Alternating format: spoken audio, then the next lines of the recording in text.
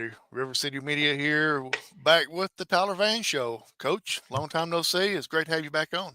Yeah, a long time. I'm glad to see you guys. I know you guys been hard at it ever since. I see you guys on Facebook a lot, so always a good listen and appreciate what you guys do for high school athletics and do miss you too as well.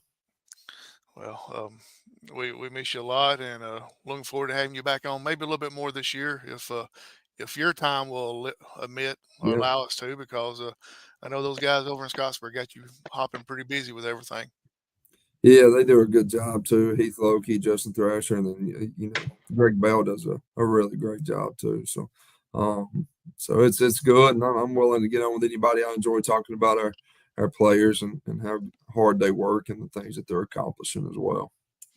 Well, let's get it officially started here. I'm the Howard Chain along with QB1. This is Coach Tyler Vann Show, and of course, our special guest tonight is Coach Tyler Vann of the Scottsboro Wildcats. Coach, welcome to the show. Yeah, yeah, excited. Let's get Randall rolling, I guess, right? There we go, Hey, Randy. Get us going, man. hey, Coach, I didn't want you to think we'd been improved, so I forgot to send you the link. So we're 5 minutes late starting. Yeah, he's So too worried about getting that Wilson, Tennessee quote in. I know. It's Coach Wilson's fault for being a Vols fan. Hey, Coach, I did have a couple of questions, and this is kind of strange. We've talked some since you've been at Scottsboro, but what is the biggest difference in roster construction? I've thought about it all day about the difference between 1A Woodville, 3A Sylvania, and 5A Scottsboro, and where you put people at. Yeah, I think you have the luxury of guys really focusing on one position. Obviously you want your players who we have talented players all over the field, I feel like, and guys who work really hard. A bunch of young guys will be really young on the defensive side, but I think you get the luxury at a young age for guys, you can put them somewhere and they can learn it. And then obviously if they're really talented, you want those guys playing on both sides of the football if you can. But you also want to, I think the biggest difference is like at Woodville, there was no option. You were going to play both ways. You were going to play all three phases of the game. And you had guys like Carlos Torres, Josh Thompson, Jackson Peak, all those guys that just, Easton and all of them that never even left the field. And then you go to Sylvania in the first few years, it was kind of like that. We had a bunch of guys that probably a few each year that played one way. And then the last year at Sylvania was actually an anomaly or something, because we had probably, I think that was the most one-way guys we had at Sylvania. That was the last year I was there. And then so you have the luxury here like that happens on a regular basis. You got a lot of guys that play one way, get to focus on one position, and really get really good and more detailed in that part. And it also helps practice. Like I think we're able to do more at practice scheduling and get more reps in on certain things. So there's a lot that goes into I think, trying to find the perfect fit for people. We're doing that right now as we speak. We got a lot of people playing DB, a lot of people playing linebacker. I think we're going to have to make some moves, maybe move people to D-line to help that. But it's still difficult. Don't get easy, no matter where you're at, 1A, 3A, 5A. But it is a luxury, I think, to have 74 guys. If a lot of those guys are talented and can play and get on the field, that you have the opportunity to help your special teams. But also, like I was talking about, you get the opportunity to focus on your position and get really good at what you're doing, your craft, your technique, and be detailed at what you're doing. I think that's the biggest difference as far as being in that 5A to 3A range. Coach, is there ever a situation where you might have a kid his sophomore year or so where he's going to grow into another position? So you go ahead and move him to the position he's going to grow into. And at Sylvania, maybe you just had a good athlete. You had to get him on the field. But at Scottsboro, you got a luxury to kind of project where those kids are going to be in a year or two. Yeah, I think so. At Sylvania, you have a young guy that's ready to go or something like that. You need to get him on the field as a freshman. I think here, especially right now, for you to get on the field as a freshman, you have to be a really good football player. And that's nothing wrong with that. You need a year at JV, and it helps you there. But like you were saying, if there's a guy that's ready to go as a sophomore, we may project him being in a certain position. It may actually help you if he's not ready to be at that position. You have people that are able to play it now because you have so many different kids that can play it. They can already start working that position and get ready to go in a year from now. Help that way as well with depth. But we have a lot of young guys this year, like I said, and I'm super excited about the future of the program if we continue to do what we're supposed to and how we work and stay detailed and disciplined and how we're trying to do things. I think we have an opportunity to do some really good things, but that can all go out the window tomorrow if we decide we're not going to show up and do things right. So, but I'm excited about our young group and our seniors as well. So. Coach, Howie, I'll come to you after this question. One of the first emphasis I thought of you arriving at Scottsboro was all these videos that went up about the weight room and your passion for the weight room, which has followed you from school to school to school. Do you think now, having been there through an off-season cycle where you had everybody for the full year, that we really start seeing the weight room explode at Scottsboro? I think we're getting close, really close. I think the body weight's way up compared to what it was a year ago. We were really weak a year ago. And it's not, it's just a different form and plan in the weight room that we brought in. And I think the guys really bought into it. They see the difference. We saw the difference. And when we lined up against Ramsey and we lined up against Central Clay and we lined up against teams that were just stronger than us. We're going to play teams, obviously, like I tell them all the time, that are way more talented than we are. That's just life. Like, you're going to do it every year, no matter where you're at.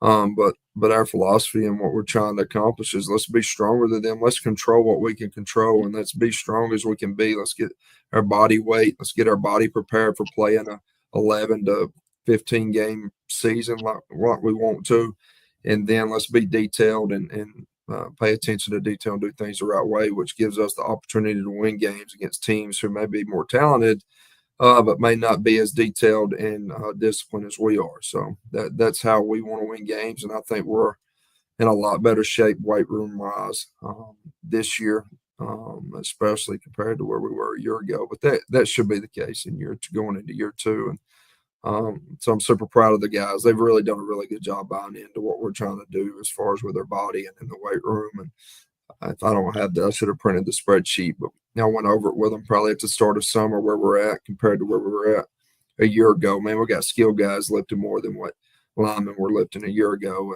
and just body weight numbers and body weight indexes are way up. And it's awesome to see. Kids are loving it. Obviously when you see your maxes go up, you see your body weight go up, you see the mirror, you see your body changing in the mirror. They love all of them things. So I know it helps them be a better football player as well. If you trust your body and being able to play physical, which is the brand of football we want to play at Scottsboro, is to be the most physical team ever Friday. You can't do that and weigh 120 pounds. So I'm super proud of those guys. And I could talk about how proud I am of the weight room for a long time. So I'll stop. I just know how you can go after this. Just a comment. I just thought those videos when you first left for Scottsboro, went to Scottsboro, was some of the best PR that you could have done for the program. It got me at it for Scottsboro football. Yeah, Coach, and Coach Wilson, like he still does a lot in there. And then Coach Mac Malone, who was already here, and I wish I'd have known Mac Malone before I arrived at Scottsboro because I'd have tried to hire him everywhere I've been. I think Mac Malone's really good at everything he does and very detailed as well. And so he does a really good job in the weight room. So those two guys, and it's rare to have a bunch of guys on the staff that love the weight room. There's a lot of guys that love football that don't like the weight room. There's a lot of guys that love sports in general and coach that hate that room in there. And that's just part of it. But I'm glad to have a staff full of guys who really do care and love that room in there, because that's how we're going to have to win big games here. Coach, we both know why Randy enjoyed those weight room films is because he is able to see Coach Wilson every video. I can't. Wilson's a smart man. Yeah, y'all lost y'all's quarterback. We ain't gonna get on Tennessee. Coach, Coach, you was talking about the weight room and everything. How's this summer going so far, attendance wise and everything? Oh man, it's been really good. I think we're not where we want to be, but I think we're heading in the right direction. Guys are working hard. We've had 2 7-on-7s. I think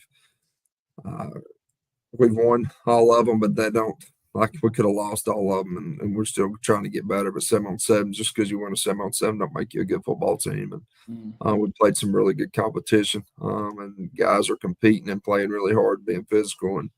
And you can already see the change from the weight room, how it's translating to the field, just in Skelly and stuff like that. And we're going to get some work with Fife this week. It's more like a practice with each other more than like an actual 7-on-7. Opportunity to get better there as well. But guys have worked really hard. They've worked on their technique and their craft. And in June, we didn't do as much football in June. We have guys going everywhere. We have a lot of guys on our football team that play multiple sports, which is really good, whether it be basketball, wrestling, baseball, whatever. And here at Scottsboro, we really want, especially on the boys' side, like we want to share all of our athletes, and I think we do a really good job working together. And sometimes we have to swallow a little pride and, give our guys here or there where we want to keep them. And that's part of it. And like Coach Bell or Coach May would say, like, if they want to fight for their guys the same as I do, but I think we have a good give and take and do a really good job of sharing athletes. You don't want to keep a kid from playing a certain sport. You get one opportunity to go through high school in a 4-year span. Why not take the opportunity to do that? And I don't want to be a guy that keeps one from doing it. And I know Coach Bell and Coach Mad's the same way, and Coach Rob and all of them. So I think we do a good job working together in June. But since July's got here, it's been football season, and man, it's been full go. And guys are getting better and running around, flying around, having fun. Always got to say what Coach Graham says about the 4th of July, Howie. Yeah, Coach Sam Graham always says once the fireworks are shot, it's time for football season. Yeah, it's here. Yeah, that's what Tim Arnold said the other day. Coach Arnold said that the other day. Yeah. Is it too early, or you want to talk about some of your players that you got that kind of showed up, improved themselves during this summer? Yeah, man, I could talk about a lot of them, honestly. I think our secondary can be a really, key asset to our football team. The Mateo twins have done a really good job. They've added 40 pounds in a year, and body weight. They look really good. They're taller. They've looked really well in 7-on-7s, moving well. But that's our entire back end. They've done a really good job from Vado and our corners. Jake Turner and all of them's done a really good job of moving around on the back end. And I could talk about every single one of them. And our linebacker core, I think, is another one. Like Braden Hyde's really surprised us, and I don't know if it's a surprise, but the dudes, it surprised us. We have Titan system here, and we track their speed all the time, every day. And, he's in that. He's right there at 20. He may have gotten the 20-mile-an-hour club the other day, and that blew all our minds. Like, he moves really well. He's in the, he's helping out at star, potentially playing a little bit inside. There's multiple guys that's out there that's really shocked me this summer. And a lot of the guys it's attributed to the weight room and what they've done in there. And on the offensive side, you obviously got, and Tegan Harris, he got offered from UNA. And I think you'll have more offers. We're going to Camp Sanford in a few weeks. He's had a really good summer again, coming off his shoulder. So he's O-line, D-lineman for us. I'm excited to see what he's done. And I brag on him here or there. I'm careful on bragging. It's almost like bragging on Coach Vann. Like, we're very confident people. Me and Tegan don't need bragged on much, but he does a really good job. I think his attitude's got a lot better over the last year, and that's something that I've seen a lot in him, a lot of growth in that, because he needs to continue to grow this year and into playing in college. And I think that he's working on that. But not only Tegan, Jacoby Emerson, our running backs, had another. He's up to 191.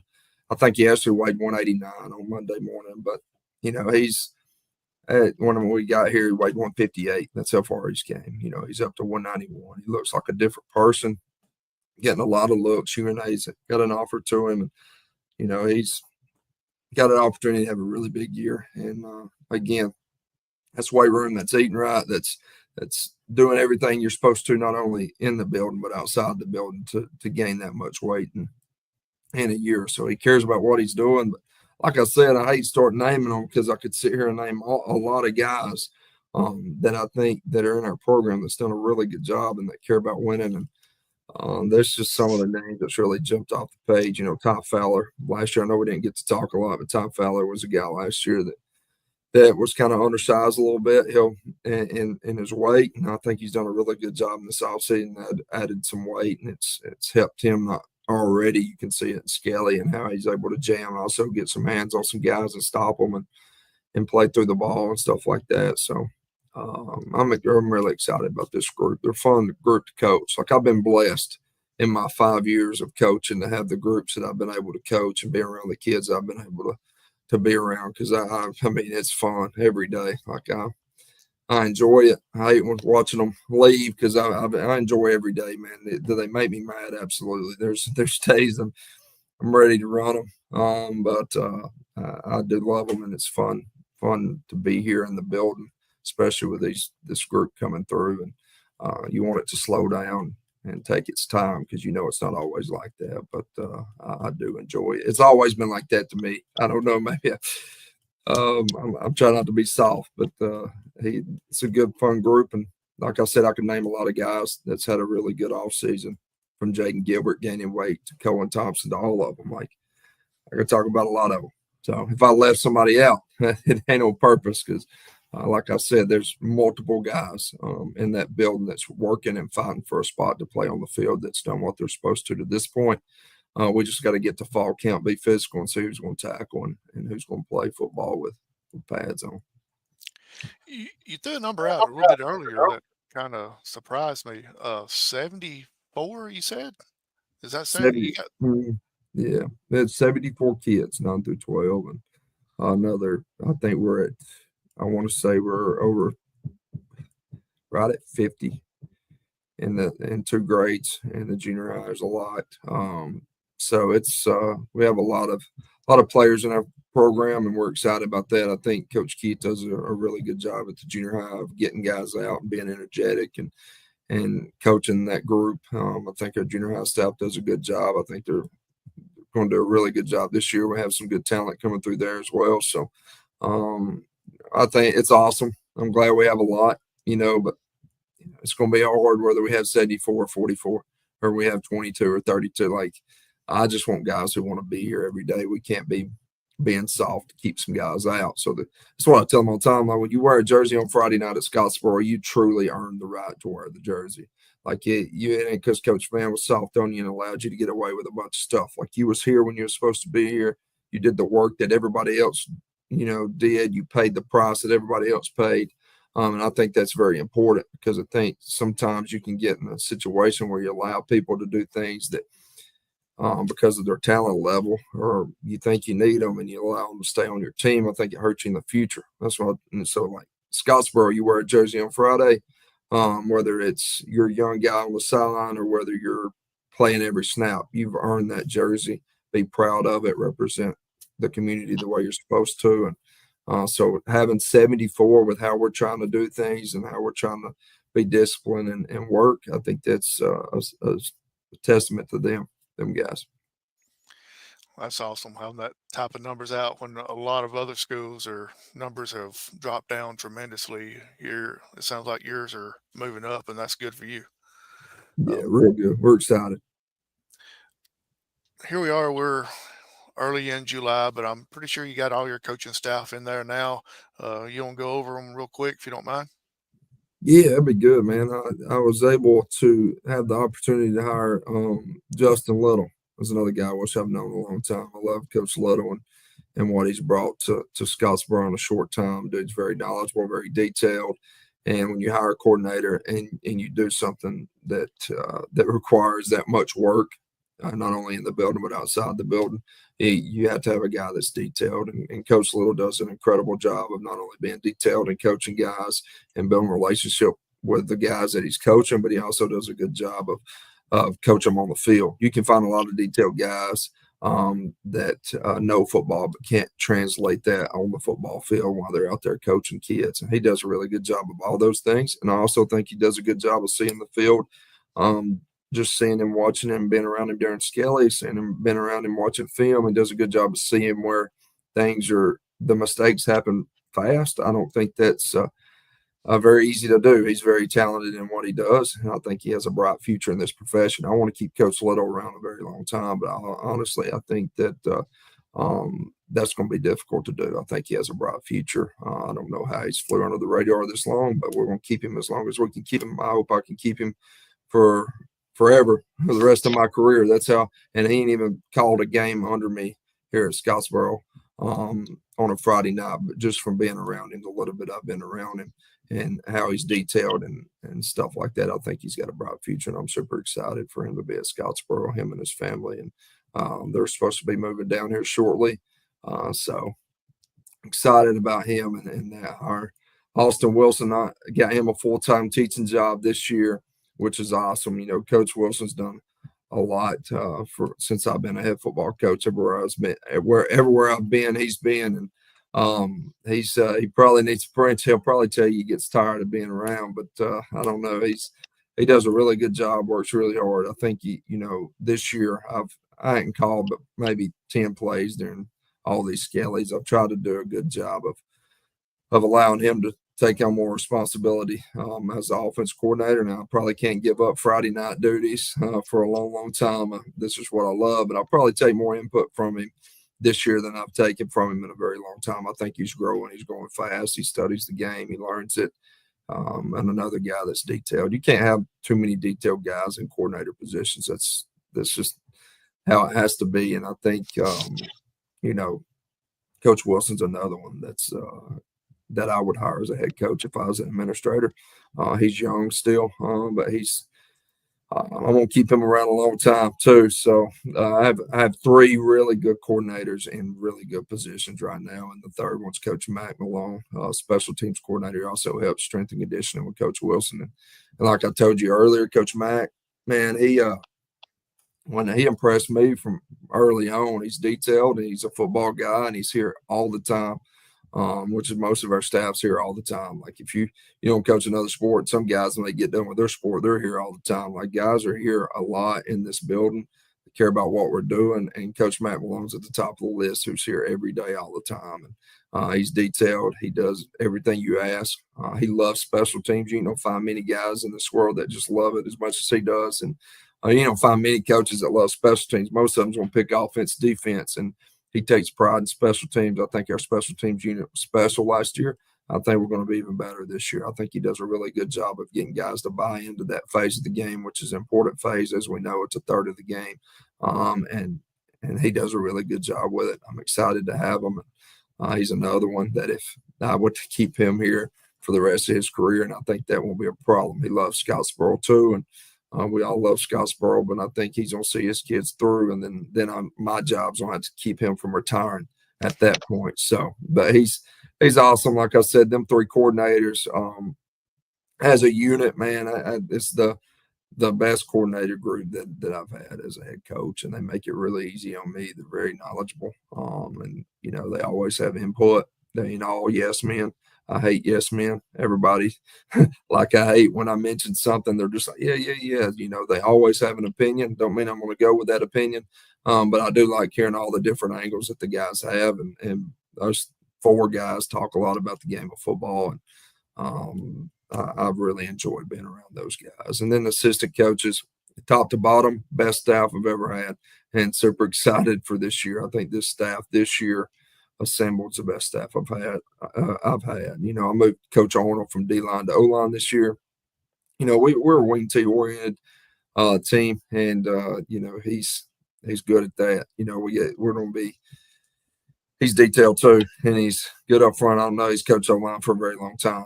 He's done it a long time. He's probably coached O-line longer than I've coached. I mean, that's and he does a good job for us. He's also a guy you can bounce ideas off about any part of the game, any phase of the game. He's very knowledgeable, and Coach Tim Arnold's a huge asset to us. I'm super glad he's still coaching, and I hope he coaches for a long time, as long as I'm coaching. He's a huge help to me on Friday nights. If I have a question about just the game in general, what would you do here? Again, may not listen to him because I know there's been a few times as a coach you think we should go for it, and he punt it, and I went for it anyway. So I don't take his advice on everything, but I do listen to him a lot because he's very knowledgeable. Anybody who's been around the game that long, you better listen when they speak, and that's the same with all those old heads, I call them, like when they're speaking about the game and when they're speaking about what they've been through. You need to listen and take something from it. And I get to sit here and listen to him do it, talk and get him on a subject every day. and here's some good advice. So we have him as our O-line coach. We have Coach T as our running backs coach. Coach T, he just had twins here recently. He does a good job. He's a basketball coach, and he'll tell you he's basketball first, but he does care about football, and he cares about the running back group, Kobe and them, and he does a good job. He's here when he can be. He's, like I said, he's basketball first guy, and I get that, but I'm super glad that he's over here with us because he's an asset to us on Friday nights, especially when we're signaling, and then through the week, like, takes a lot off our plate, helps a lot with film work, So super glad to have Coach T. Keep him as long as we can keep him. Afraid he may be basketball only one day, maybe not, but you know how it works, especially with twins. But I was super glad to have him and congratulate him and his wife, Asia, on the new twins. They came early, but they're doing good now. And I think they're on vacation this week enjoying time. So, he does a really good job for us as well. And then our tight ends coach here at tight ends really works everything with us. It's Coach Kevin McNorton. He's a baseball guy. He'll tell you again, he's a baseball first guy. And but he cares about football and loves the game of football as well. He's here all the time. Every time the door is open, if he ain't got baseball, he's here. He does a really good job for us. He's very detailed, and I'm excited. Like I've said about all of them, I'll keep all of them. Like I'm gonna quit saying about them because I'll say it about all of them. Like I don't want any of them to leave. I really feel like this staff's one of the better ones we've had, and it's the best one I've ever had. So, Coach McNorton's our tight ends guy. And I think that should do up the offensive side for us. And then going to the defensive side, I've introduced Coach Little. He does safeties. Introduced Coach Mack Long. He does our corners. And then linebackers is Coach Perkins. He's got his job and stuff. He has a lot on his plate. He did O-line for us last year. He has a lot on his plate with his job. He's going all the time. We miss him in the spring with golf, and in the summer he has to put in a lot of hours. So he's working linebackers for us. Played linebacker in high school. Was all-state guy, and he's a huge asset. He was on the defensive side with Jake and all those guys going through. Coach Jake here, and so he helped us a lot on the defensive side this year. He's going through this year with the linebackers. I think he's going to be a huge asset for Coach Little, and Coach Parks, another detail-oriented guy with his job and how he keeps it. I don't know exactly. I know his title. I don't know if he wants me to mention it on here. You have to be detailed in all that he does with the CO and stuff, with his calendar and anything I ever ask him to do. Like he jumps on it. Coach Parks is a huge asset to our program, and I hope we can keep him around. And then our D-line coach is Coach P. Wilson. I'd say P. Wilson because Coach Wilson, and then we have Coach P. We normally call him Coach P. Peyton Wilson. He was our DB's coach. He helped in the defensive backfield last year. We moved him to defensive line this year. I think it's a good fit. I like the movement that I made on staff. I think it's been a really good fit for us. I think it's really helped the dynamic of our staff. And Coach P's, he's done thing about Coach Wilson. It's another Coach Wilson. They're brothers. They both do a really good job for me. I wish I could have got Coach P up to Sylvania when I was there because he's, like I said, him and Coach Wilson, they both, you can expect them to be there when you're supposed to be here and do things without asking. I think that is a stinking superhero nowadays. I think that's a lost art in professions, doing things without somebody asking. I don't think I don't do it enough, but I think everybody just sits on their tail and waits on the boss to tell them what to do rather than being proactive and decide, this needs done, let me go do it. And I think that's another thing I love about this staff. They kind of know the way we want it done. They just all go get it done. They ain't waiting on Coach Vann to say, hey, let's do this, do that. We kind of work together and they just all get it done. And Coach P's another one like that. And I think he's more comfortable where he's at on D-line. He was a really good defensive lineman at Buckhorn. He helped out a lot with the defensive line, some at Carson Newman. So I think he's back where he's comfortable. And I've seen a difference in him as well. And I'm excited to see what he does with our defensive line. Coach Tate, Tavares Tate, we added him this year. He's an aide. He's going to help Coach Wilson with the receivers. I hadn't been around him a lot. I know I was around him some last year, just in the class around the school area, and he wanted to get into coaching football. And JT graduated, so it was an opportunity for me to allow him to be on staff. I'm a big proponent of not letting parents on staff unless they're a teacher like Coach Parham and There's some circumstances where that changes, but I think you cause yourself some problems when you allow parents to be on sidelines and stuff. And to have Coach Tate here, just been around him for the few weeks that we've been around him in the summer, I think he's going to be a huge asset to our program. And I look forward to seeing what he brings to the table and be able to tell you more about Coach Tate. I know Coach Tate's very trustworthy because I wouldn't hire him if I didn't think he was. And I think he's going to do a good job for us. And then Coach Vann, I do quarterbacks. I think I've gotten everybody. I hope I didn't leave anybody out. Doing it on the fly is tough, I said, Coach Vann. I think I went through all the positions, didn't I? Yeah. I don't think I left anybody out. If I did, they'll let me know about it tomorrow. They'll let you know about this afternoon, actually. Yeah, but probably. So I got to know Coach Little a little bit last year at Savannah, and I think he got you a good one right there. And whoever your get back coach is, get ready to get on to him a lot because he loves to be up on the field a lot. So get ready to whoever you get back coach is, be sure to tell them, get ready to hold Coach Little back because next thing you know, he'll be out there at the numbers trying to tell the defense what to do. Yeah, I had to get Duncan and just follow him around. I don't need help with that anymore. I've done a better job. I kind of stay at the ticks, kind of behind the line now. Yeah. So, Randy, you got questions for Coach Vann? I do. And Coach Vann, you just led into this question with you talking about your staff. When you went to Scottsboro, I remember saying, if Coach Vann has a career at Scottsboro, I expect he'll build a coaching tree. And you already started building that coaching tree. You've got some young coaches that have potential head coaches down the road. You've got a head coach at Gadsden State on the softball team too.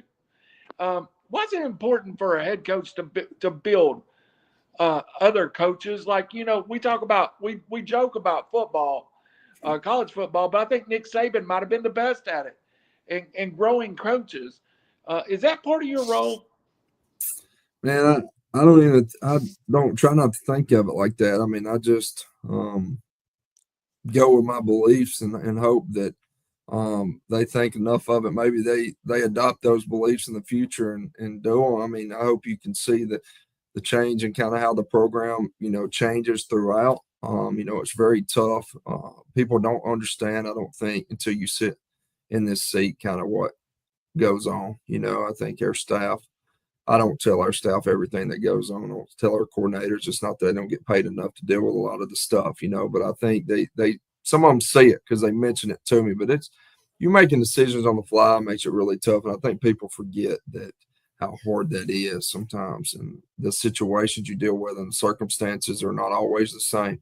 And you have to make tough and difficult, decisions sometimes in a matter of seconds. And I hope that my decision making and the culture that we're trying to build, more than anything is kind of what they take with them, not the X's and O's. And I mean, you can learn them on YouTube if you want to get on there and watch. Like, you can learn football, I think, but I try to take pride. I love the game of football. I love offense.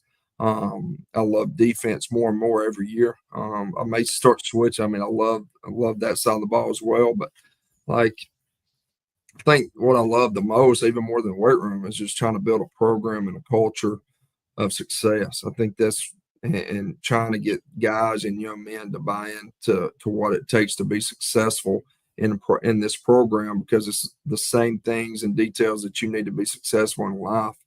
And I think that I hope that's what the kids take with them, is how we were successful in football and how we were detail oriented in what we did and how we were structured and how it needed to be structured in order to be successful, that they structure their life and their game plan for their job and their game plan for their family in a way that they're successful there. And the same with the coaching staff. I hope that they can take, the success that we're able to continue if we continue to work hard and take it with them and learn along the way as well. And I think our coaching staff does an incredible job. Like I said, I bragged on them.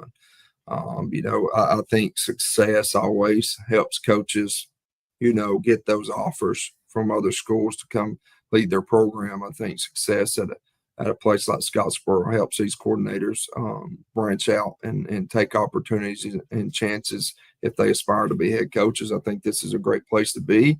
And, hopefully down the line, like I hope I don't lose them tomorrow. Don't get me wrong, but I'd love nothing more than to see Coach Little and Coach Wilson and even Coach Mack or anybody on their staff go get a head coaching job if that's what they want to do, and that's what they aspire to be. Like I'll be their number one fan unless we're playing them on Friday. And I just, I hope it's not tomorrow, but ultimately, if their goal is to be a head football coach, hopefully I can help them grow into being confident enough to take the opportunity and take a chance to do that one day. But I don't walk in my office every day and think about that. But I do think it's a part of every head coach's job is to help mold young coaches into being a successful head coach. But I don't ever sit down and talk to them about it.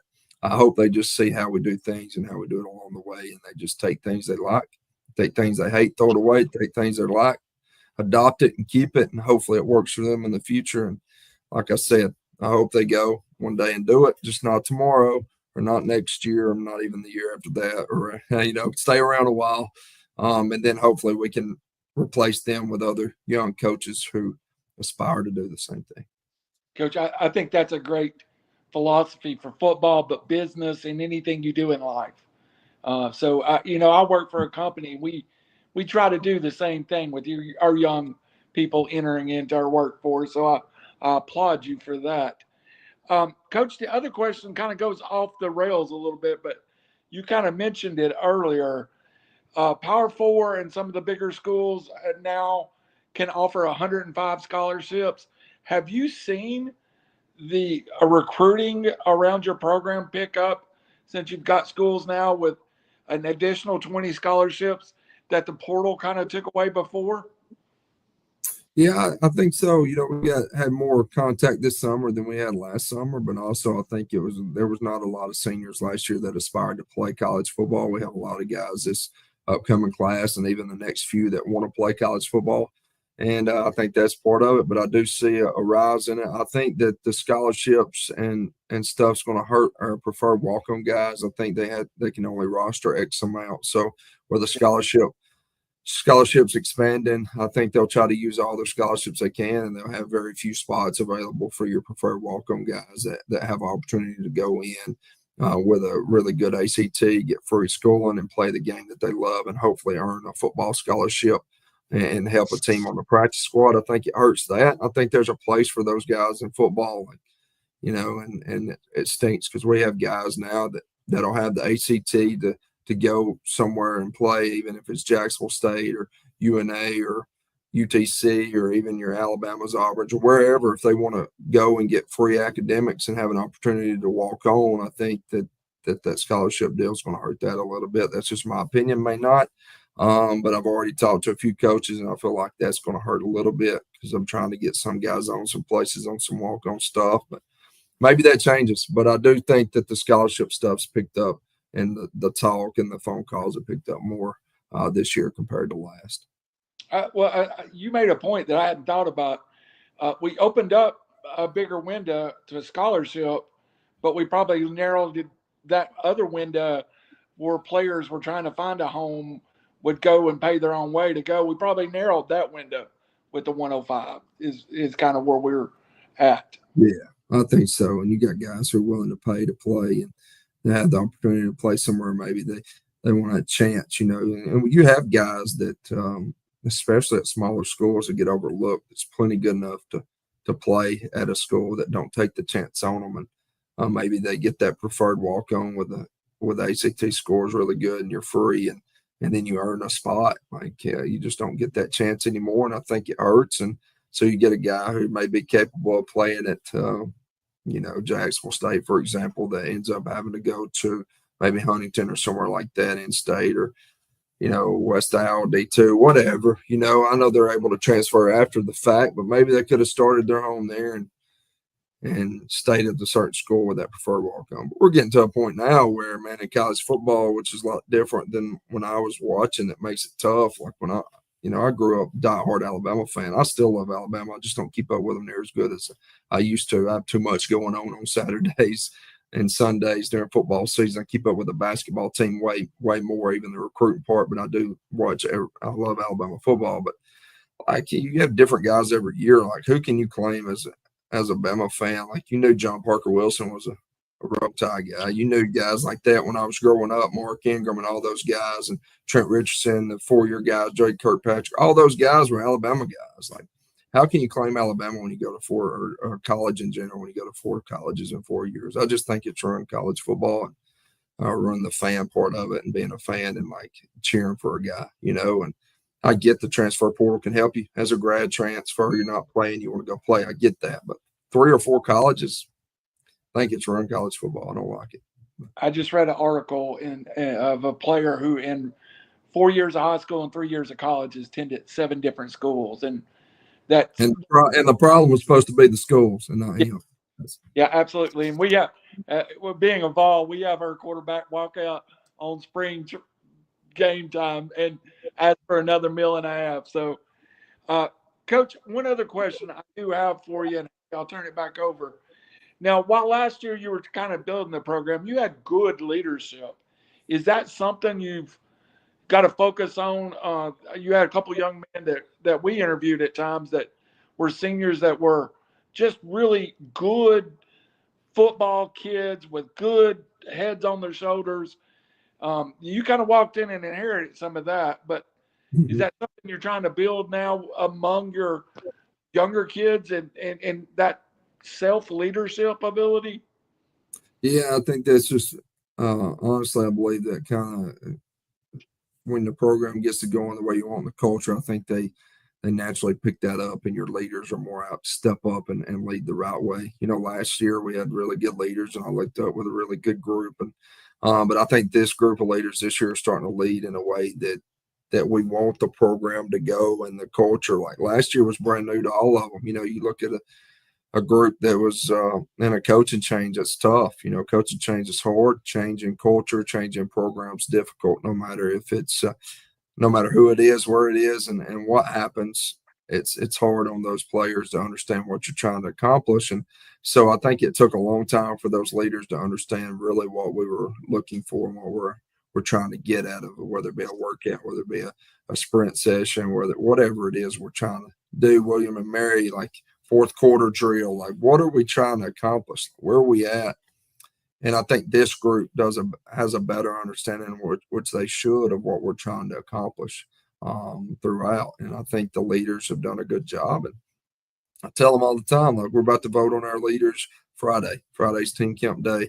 And we're going to vote on our leaders Friday, our 3 captains. How it is, we have 4. And the 3 main captains will get voted on. And then the top 10 vote getters will be our leadership committee. But like I try to tell those guys, don't vote because it's your buddy. Don't vote because you like them. Like, vote on who you'd follow to war or whatever we're doing. Like, vote for who you believe is a leader on this team. And I think this year we'll see a really good vote, and I look forward to it. And I know the guys enjoy doing the vote and seeing who are our leadership committee and who also are our captains. Cool. Howie, I better turn it over. I talked Coach Vann all night, so better take it from me. Yeah, Coach, you mentioned going undefeated on your 7-on-7s so far this summer. You're replacing a key cog with your quarterback. How's your replacement quarterback doing, or is it set in stone he's going to be the quarterback this year, or is it still a battle going on? I think he's done a really good job this summer. We struggled today a little bit, but it wasn't all on the quarterback, and you play a team that plays 2-man, makes it tough. Try to find somebody open in 2-man under. Like I don't know. Like it's a cheat code 7-on-7. I'll tell you what we do. We run the football and good luck tackling.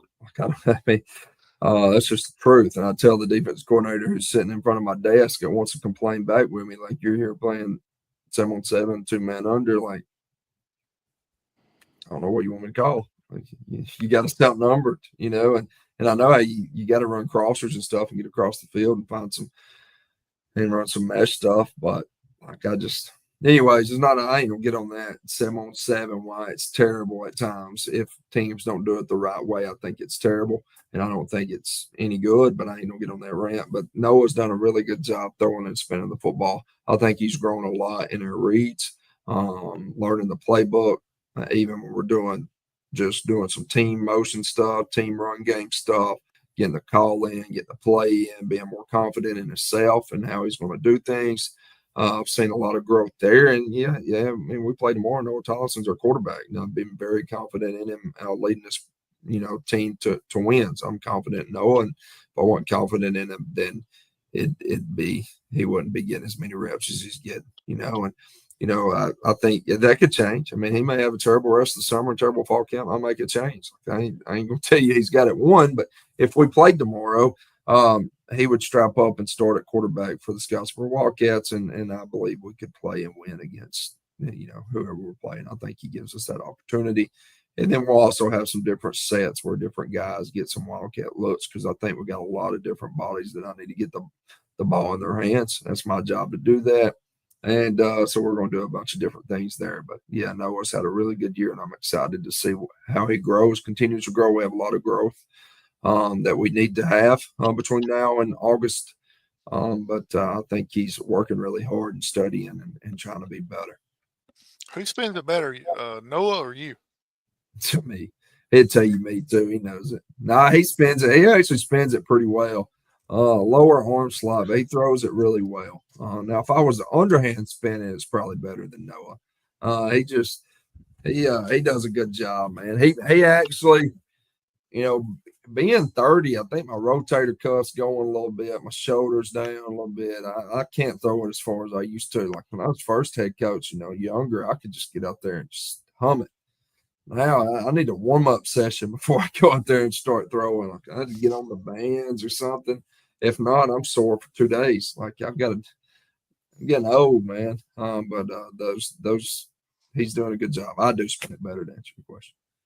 Hey Howie, while you was asking the question, I bet you Tyler Vann back at North Sound Mountain could have found open receivers in 2-man in 7-7. Just a thought, but That's true. There ain't many could. Coach, it's been great talking to you. I timed it within the first 20 minutes. We had 3 Coach Vann's references in the third person. That's one There thing. it is. That's one thing I've always enjoyed when we've talked, is always the third person of Coach Vann. We had a gentleman on a couple of weeks ago his name was Coach Steve Smith from Westbrook Christian, and he said that we didn't really need to listen to you when you talked about the Vista locker rooms. He said you didn't know what you was really talking about. Yeah, he obviously didn't walk in that visitor locker room at Piedmont very much. I wasn't talking about his visitor locker room at Westbrook Christian where they have millions of dollars. I'm talking about the one at Piedmont that was hot when we strolled in there in, I think, early September and told it a tail whooping home. Like it was warm in there. So I give him a hard time though. It was bad. Like I'm not gonna say it wasn't. It was not like it was dirty. Yeah, I ain't saying it was dirty. It was just 150 degrees. Yeah, he's baking us. Yeah, it was clean, but it was 150 degrees, Howie. I'll say I know. I walked in there. I know how hot it was. I walked in there a couple of times, and it was like 3 steps in, then I was right back out because I couldn't handle it. I don't know how. Ask the question, Coach. How's the heater in the visitors' locker room at Scottsboro? Yeah, we don't turn that thing on. We want nice and cozy in there. Some cold meditation music. Yeah, we're trying to get sleep. Okay. Pink. Yeah, that's what we need to do. You said a little bit earlier, you said you got a practice going on with Fife later on this week. What's that going to consist of, really? It'll be like a 7-on-7 format, but we're going to do like 10 plays and 10 plays, kind of back and forth, a lot of coaching. Giving different looks. If coach wants to see a certain look, I'm going to give it. If I want to see it, he's going to help out. And we're just really trying to help each other out and compete against somebody other than ourselves every day. And it's an opportunity for us to throw against Coach Benefield. I know he wants to get out there and face all those spread teams. As much as he throws it around, I'm sure he can't give a look into his defense. So I'm throwing it. I'm just guessing. I'm not, putting words in his mouth. I'm sure he don't get out there at practice and throw it 40 times for his defense to cover. If you want me to be honest, I don't think he's coming down here to run offense. I think he's coming down here to run defense and us throw at him some, which is good. And I love Coach Benefield, and I think he does. Obviously, he's the best, one of the best to do it. So it'll be interesting. That's what it'll consist of, though, is really just a practice. It won't be like like we did the last few days where it's 25-minute game and stuff like that. Randy's got a story about Coach Benefield. Randy, go ahead and tell us about the passing. I was going to ask if Coach Benefield has 10 pass plays in his system. I asked Coach Benefield one time why didn't throw Brody more, and he told me point blank he threw it to Brody 21 times and scored 18 points or 18 touchdowns. And if I didn't realize that was the object of football, I probably ought to find something else to do. Man. Yeah. So Coach don't have a lot of plays, but they are intended to score, Coach Vann. Intended to score, yeah. Yes. Yeah, Coach Benefield don't cut anybody any slack, in case you didn't realize that. It don't matter who you are, where you're at. No. You had a big camp that went on there a couple of weeks ago. Coach, tell us a little bit about that if you don't care. Yeah, Bama Reps did a good job. Jason Johnson and them did a really good job against some players here. And Bo Scarborough, I think that's his nonprofit. And they were able to get some guys here to put on a kids camp. It was really good. Like all the kids had a lot of fun. And I think they're already planning on doing that again next year. I think it was a really good turnout. And, you're always able to, they were talking about things they wish they'd have done different. So I think you'll see some things done a little different, but I thought it went well and really good, and kids liked it. And I think there'll for sure be another one next year. That's awesome. How many kids did you have? I saw a lot of pictures. Seemed like you had quite a few kids there. Do you have a total head count as far as how many kids was there? I'll be honest with you, I'd be guessing. I had nothing to do with it, honestly. Like I was outside. They just used the facility. I was just here. Yeah, they used the facility. They did Bo Scarborough and all those guys did every bit of it. And so I just kind of was stepped back. I didn't have to do much. I was just here making sure they didn't need anything if something went wrong, which was kind of nice. It's kind of like a day off until they got off the field and I had to mow and sand stuff. And then the work started then when they left, and it was a hot day too now. Yeah. So you just basically unlocked the doors and said, have at it. Have at it. Have fun. Enjoy it. Yeah, that's what I did. Well, you brought Coach Arnold with you down there from Savannah. Has he moved on from the flip phone? You think we might could ever get him on one of these shows eventually? Yeah, I think we could get him on here. I just have to put him in front of the camera, and then, yeah, as long as you don't have him typing, you're good. Like if you text him, like if you want him on in a month, I'd text him when we get done with this so that he'd get it text back in time. He's a one-finger texter like this, and then he don't even get close enough for it to autocorrect normally. I'm just kidding. It's terrible. He probably won't even be tech savvy enough to watch this, so he won't even know I'm joking on him. So, anyways, no, he's actually pretty tech savvy. He's grown up a lot. Here's a story from Savannah real quick. I hope he don't mind me telling it, but I really don't care because, like I said, he won't ever see this. He won't see it. But back in the days when he would go make copies out of the copy machine, every teacher had their own code, and he'd go in there and he'd just push buttons until it unlocked, and then he'd make his copies. Just use somebody else's code. He didn't remember his code, did he?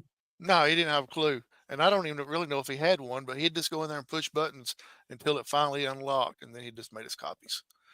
So, Coach Arnold. Yeah, he's a good one. I've known Coach Arnold for longer than he probably wants to admit, but he's a good one. And you got some good coaches down there along with yourself. And we had Jeff Allen on last night, and he was talking about that you and Michael Davis could be the next Benefield / Pruitt with wins in the Northeast Alabama area. If y'all stay around here in it long enough, y'all are the two next young good ones that are coming up. How does that make you feel?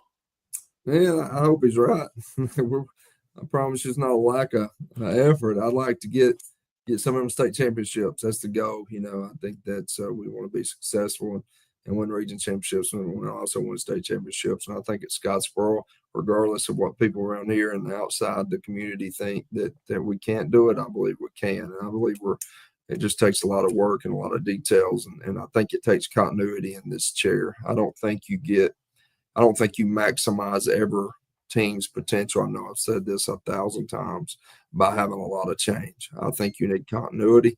That's through the good and through the bad, because you know how it is in high school football. That talent level goes up and down. And but for you to maximize the ups as well as maximize the downs, I think continuity in the chair, and obviously if that coach is putting in the effort and doing what he's supposed to do and trying to build the right culture, I think it's important to keep continuity in coaches' offices. You see it all the time. If you get on that historical website, how many job openings are opening in the state of Alabama. And whether that be on coaches' terms or whether that be on admin's terms, I think we've gotten a situation. I'm going to get on this rant. I ain't going to last long, but I think we've gotten in a situation where administrators get in this role where they think you're supposed to win 10 games a year. That can't happen. I don't know if they do the math on how many schools play each other. You just can't do it. And people expect every coach to win 15 games. It's just not reasonable. You need to look at your talent. How many games do you think they can win? Is that coach getting there? Is he maximizing? Is he good to the kids? Are they growing into being better adults? Like, stop firing coaches because they ain't winning 15. And also, you get coaches that start moving around, chasing stuff. Like, I love Scottsboro. I want to be here a very long time. And I think continuity is key in being successful. And then you talk about the people that you just talked about. What was very important with those guys? How long's Benefield been at 5? Very long time. Luke Pruitt probably spent a long time at Plainview. I'm just guessing. I don't know how long he spent there, but I think continuity is important. And I think if you look at all those coaches like Danny Horn and Benefield and all those guys and look where they're at and how long they've been there and see, I think there's something to it. I don't think you can do it by moving around 40,000 places because you're not happy or because admin run you off in certain situations. That's where I think it is, and I think that started with Nick Saban, and then it started with college football, and then it started all the way down to now in high schools, and I think it's very unrealistic, and it really ticks me. I can't stand seeing coaches get fired over losing. If you look at guys who there's better coaching jobs. Coaches have done better jobs with those teams that they've won 5 games with, and they weren't supposed to win but won, and those are the guys who need to get Coach of the Year. Not the guys that had the best talent and ended up winning the state championship. That's just my opinion. I think guys need to get Coach of the Year for doing more with less. And for that, they need to start looking at what they've got. That's just my opinion. There's great coaches everywhere. There's great coaches who coach 3 and 7 teams. And it's just I could rant on that forever. But it does mean a lot to me. Like, I work really hard, and this staff, though, I couldn't do it. I mean, we ain't winning games. I'm not winning games. These coaches ain't winning. The players are winning. And I've looked up and had really good players, and hopefully I can look up and continue to have them. We can't win without players and them working hard, but it is, I mean, I think that's a compliment, obviously, but that compliment can go down if I decide not to work hard anymore or my staff leaves, you know what I'm saying? But it does mean a lot. It's a tough question and tough to respond to. I didn't mean to go on that rant about coaches and administrators and stuff. It really tears me up some to see our profession going the way it is, and people want to go through coaches and fire people like that's their livelihood. I understand if they're not doing what you expect them to do, but that ain't always the case. You know that. I know that. Randy, this has actually been the official Tyler Vann show. We've had Coach Vann, third person comments, and a rant. What more could you want tonight? Nothing. He got me wanting to rant because I'm currently at a school that won 2 games in 3 years. And 2 years ago, we won 6 games and finished second in the region. And that coach probably deserved Coach of the Year award for winning 6 football games at a school that previously won 2 games in 3 years. So I agree total with what Coach Vann said about it. We don't know. Sometimes we got great coaches. We just don't have a great pipeline of talent to that school. And we need to appreciate that coach. And comment here. See if he Coach Vann knows who this guy is. He just chimed in. April Fools. What's that mean? Yeah, we got him next Tuesday, Coach. So you can chime in on him too. So he's been recruiting a lot. Yeah, he's gonna be in Ralston. You need to get him on and talk about his recruiting. I think Coach Perkins, ask him this. Coach Perkins here put him on a big time recruit, and don't let him take credit for it.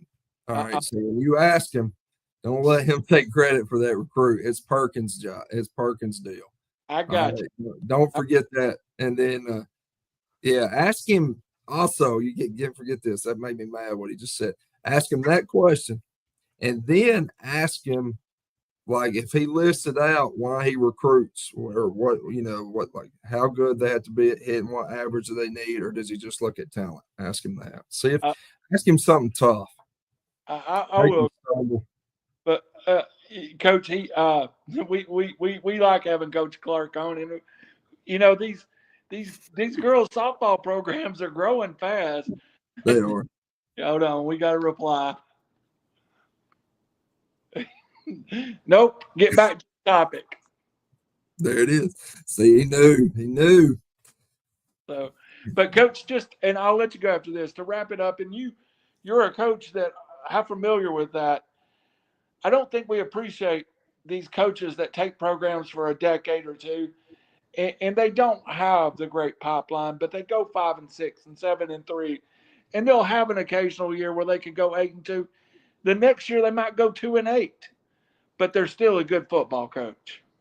Yeah, I agree, and I think they get overlooked and don't get talked about enough. Like, I think that all those guys in the state need to do a better job of, like, when they're recognized. I understand, like, recognize the guys who've won a lot of games. Don't get me wrong; they deserve recognition and stuff like that. But I also need to think they need to do a better job of recognizing guys who do more or less, if that makes sense. At times. And not talking about the kids. It's just the fact of the matter. Sometimes you just don't have the football talent coming through places, but guys are there trying to build their culture, trying to build a culture of a program and make that program better, but obviously change young men's lives to be better and understand what it takes to try to be successful. And success to them is winning that extra game they weren't supposed to win. So I think that's important and something that needs to be recognized, and I think there's a lot of coaches out there doing that. And like I said, that's just like I lucked up and been blessed to coach some really good talent and really good kids. And I'm telling you, that Sylvania had a lot of really good groups come through. I think, that first year at Sylvania, I've told a lot of people that's one of the most talented groups I've ever been around. Like, there was a lot of talent trotting around Sylvania High School 4 years ago now, like a lot. And we were able to take advantage of that for 3 or 4 years there, 3 years. And like that senior group that I'd say that junior group that was seniors last year was a tough group to say bye to. That was a really good group. I loved that group. Loved all those kids, and that's what made it tough to say bye there. Like, was the kids, and they did, like, they're good. I love every one of the groups. I'm not lying to you. This senior group we have right now, man, love them. Last year's senior group, like, I've lucked up. I'm telling you, I'm a blessed guy. God's put me in. I really believe God's put me everywhere I've been. I think He has a plan for everybody's life, obviously, but I think that I've been very blessed to be able to coach some of the kids that I've coached. And I'm excited about this year with the group we have. I think we have a chance to win a lot of games. We also have a chance to lose a lot of games. Like I said, we've got to work harder. We've got a lot to fix. We're not nowhere. If we played tomorrow, we're probably going to go with 10. We got a lot to fix between now and August. Don't get me wrong. I'm not trying to say we're going 10-0, but I love being around this group and how hard they work and what they try to accomplish. And like, I want it to slow down. Like, that's how much I enjoy being around the group that we're with now. But that's been about every year that I've coached. And you had a special group at Woodville. I know you've talked about them several times. You were lucky to walk into just a special group in your 1 year there. Yeah, man, Jackson Peak and all of them. Well, Jackson Peak was a player now. I think that's he was a really good football player. And that whole group was, from Damian Reed, all of those guys, man. I still remember all of them. And going through that with them. And I hate it. Like, when I think back, there's a plaque up there. It's got all of them up there in my office right now. It's got, all their pictures up there. And sometimes I'm laid back thinking, trying to stay awake, maybe. I look up there and it just reminds me of how, like, I just want a very good football coach. I ain't great now at all means I'm not good. I'm trying to get better every day. But, like, I did some things I wish I could change and go back and change, even the years at Sylvania. Like, I try to learn every year. And but especially that year, first year I had football coach, my goodness. God, feel bad for those guys. Like, I was young. I am getting older, but I was young and dumb and made some decisions that I wish I could go back and change and be better at. But I think that's part of growing and doing it. Coach, we'll let you get out of here, but the last thing is talking about being blessed, and I know you're extremely blessed with your family. Let's hear about them before we let you go. Yeah, wife's doing really good. We're expecting Hallie in September or October, early October. We think end of September is our guess. We're super excited to meet our daughter, man. It's being a girl dad's got me worried to death, but I'm excited to meet her. And then Cotton's, just turned. He's like 2 and 4 months now, or about to be 4 months, and he's growing fast and running around wide open. And we just got back from the beach last Saturday, and that was a ordeal in itself. Like he's wide open, full go. Beach trip's not a resting time now, but it'll it's okay. It's fun. It's definitely changed a little bit, but he's growing up real fast. I felt like yesterday, like people say it goes fast, and my goodness, like I felt like I just met him and held him the other day, and now he's running around wide open. Just flies by, man. I'm just trying to enjoy it. Everything, every part of my life right now, I'm just trying to enjoy it.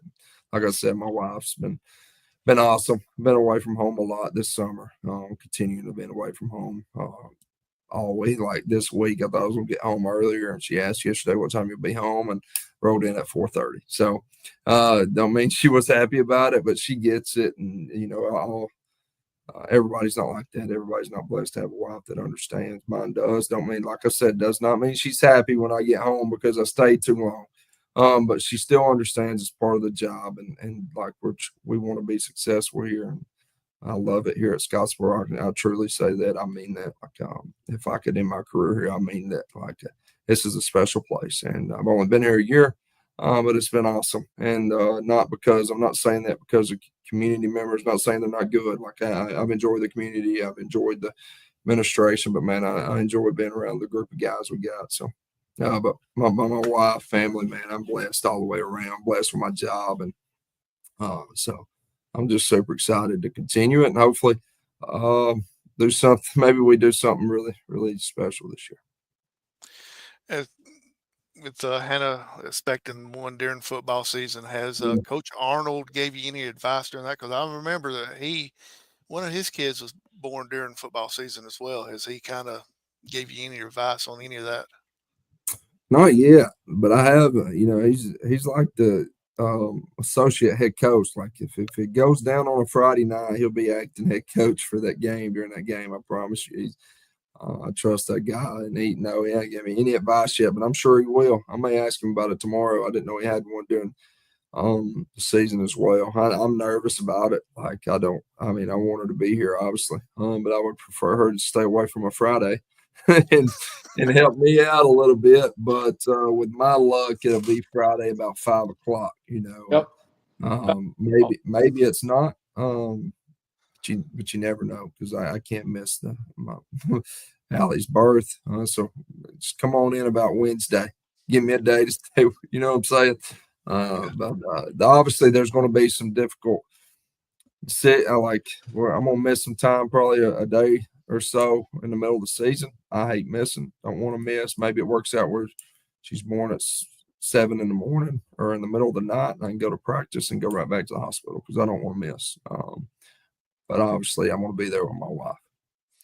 Ain't nothing wrong with this is Coach Vann on a Friday night. Hannah's in labor, and he's on the phone with Coach Wilson. Coach Wilson, run this. Hannah, it's okay. Coach Wilson, do this here. Hannah, it's going to be okay. Yeah. Hey, yeah, man. I don't know. Honestly, I don't know that would be a bad spot to be in. I don't know. That'd be terrible. Knowing that the football team's playing and I'm standing in a hospital room, I don't know if that'd be possible. I'd tell that doctor, hey, hold on, I'll be there at 9:30. Yeah, be there at 9:30. Hey, I'll be at 9:30. Before we let Coach go, you missed the most obvious question. Is Caden throwing the ball yet? No, he's not. He's not throwing it yet. He does. He does. He throws it like that right now. I ain't got the arm back yet. We're going to work on it, though. He shoots that basketball a lot on the go in the house, though. Maybe a basketball guy. Coach Bell like him. I told Coach Bell just last year, man, you got to stay around a long time. He has a young one, not his youngest Cotton, but I said, man, you have to hang on. I think Coach Bell does a really good job. But, yeah, he's shooting a basketball more than he's throwing a football right now. Okay, well, we'll need some updates on that as the years go past. Oh, yeah. You got to get that ball back, Coach. So that's all I'm saying. Yeah, we'll get it. We got to get a Vann out there since the original Coach Vann's rotator cuff is messed up and he can't throw it as well as he used to. Yeah, if Cotton grows at the rate he's growing, though, he's going to end up being a tackle or a linebacker or something like that. He may not be able to throw it. I'd hate for him to be a quarterback. I'd hate to be the head coach and my son be the quarterback. That'd be a tough relationship. Now, if he can be and he's the best one, he will. But he may not be good enough to play. Like, he may stand behind me the whole time. Then I make him an assistant coach, like write down all my stuff for me or something. You never know. But I'm excited. It's going to be fun watching him grow up and stuff. And I just need to slow down. Like I said, it's happening real fast, probably way too fast. Good Lord blessed me with the first female center on the Hickson High School football team.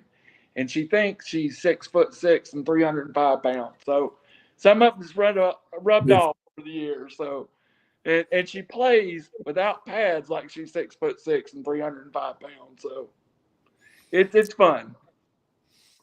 Coach, we appreciate your time. We know it's been a busy summer. When you get home tonight, give Hannah our best, and if she's mad at you, tell her it's our fault. Okay, yeah, she's not gonna be mad. Hopefully supper's cooked. How about that? She'll like that comment. Oh man, I'm just kidding. Yeah, she was cooking. I only said that because she was cooking on my way out the door, so I know it will be. How you gonna let him get in trouble? You better wrap him up. Hey, I'm not saying a word. I'm just letting them talk. Let them talk. Yeah. Let them write. What's the old saying? Let them write checks that his butt can't cash. Yeah.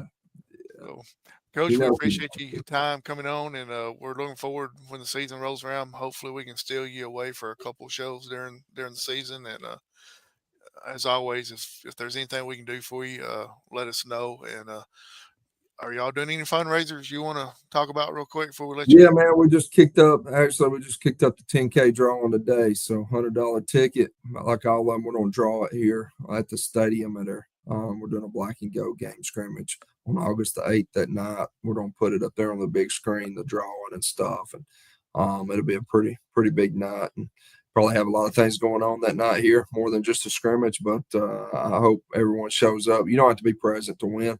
But if you'd like to donate, or you donate $100 for a chance to win $10,000 if you can complete a pass to Coach Vann.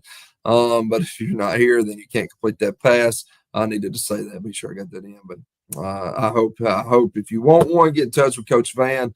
You can Facebook message me or whatever, and I'll put it towards one of the players.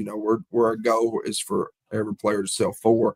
Obviously there's going to be people who struggle to sell. So if you buy one from me, I'll put it towards one of those players that's struggling. And I know they'll be very appreciative of you buying a ticket. And I know our program will. Like, we run on a big budget. Coach Vann asks for a lot. My quarterback club president and vice president tells me that all the time. I ask for too much probably.